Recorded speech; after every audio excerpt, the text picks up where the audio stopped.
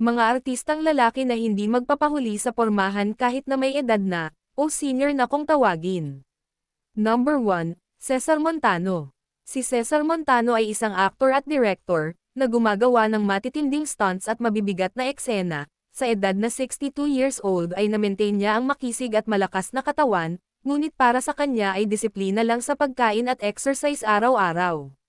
Number 2, Gabby Concepcion.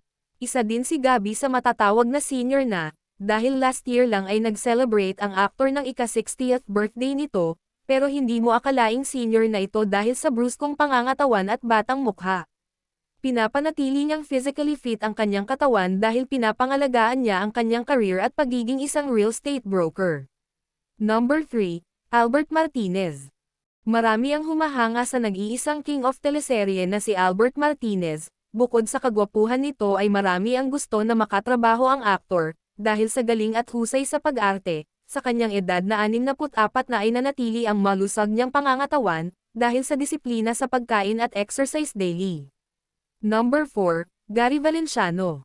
Noon pa man ay makikita talaga ang laki at lusog ng katawan ni Gary Valenciano, o mas kilala sa pangalang Mr. Pure Energy, dahil sa husay niya sa pag-awit at sayaw, ay na-maintain ni Gary ang pure energy sa kanyang katawan na parang hindi tumatanda. Para sa kanya ay ang pagiging isang performer ay hindi nababase sa edad, kundi sa pagiging physically fit ng katawan mo. Number 5, Gestoni Alarcon.